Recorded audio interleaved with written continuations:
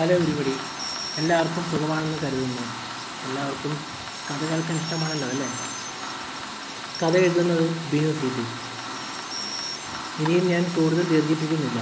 എന്നാൽ കഥ കുറച്ച് ദീർഘമേറിയതുമാണ്. ഈ കഥയിലേക്ക് പോകാം. നമസ്കാരം, എൻ്റെ പേര് ശരത് കുമാർ. ഞാൻ സെൻറ് തോമസ് കോളേജിൽ BA വിദ്യാർത്ഥിയാണ്. BA മലയാളമാണ് എൻ്റെ കോഴ്സ്. പ്രൈവറ്റ് കോളേജ് ആയത് കാരണം ആരെയും ആശ്രയിക്കേണ്ടി വന്നില്ല. പഠിക്കുമ്പോൾ കഥ പോലെ വായിച്ചു പോകുന്ന രീതിയിലാണ് എൻ്റെ പഠനം. പരീക്ഷയിൽ നല്ല മാർക്ക് കിട്ടണമെങ്കിൽ വീട്ടിൽ നിന്നും ഞാൻ മാറി നിൽക്കണം. എൻ്റെ വീടിൻ്റെ തൊട്ടയൽവക്കത്ത് നിൽക്കുന്ന ഒരു 20 വയസ്സ് തോന്നിക്കുന്ന ഒരു യുവതിക്ക് എന്നോട് കടുത്ത പ്രണയമാണ്. പക്ഷെ ഞാനത് നിരസിക്കുവാൻ ശ്രമിച്ചു. അവൾ അപ്പോഴും എൻ്റെ പുറകെ നടന്ന് ശല്യപ്പെടുത്തിക്കൊണ്ടേയിരുന്നു.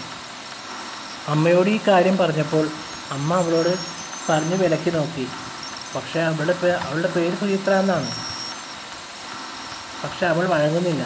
4 വർഷത്തിന് ശേഷം BA പൂർത്തിയാക്കി MA മലയാളത്തിൽ ചേർന്നതും അവളെ പിന്നെ ഞാൻ കണ്ടില്ല. പിന്നീട് ഒരിക്കൽ കണ്ടു. അവൾ മറ്റൊരു ചെറുക്കൻ്റെ കൂടെ, അതായത് മുറച്ചെറുക്കൻ്റെ കൂടെ. അവൾ എന്നെ മറന്നുവെന്നാണ് കരുതിയത്. പക്ഷേ കണക്ക് കൂട്ടലുകളെല്ലാം തെറ്റി. അവൾ അപ്പോഴും എൻ്റെ അടുത്ത് വന്ന്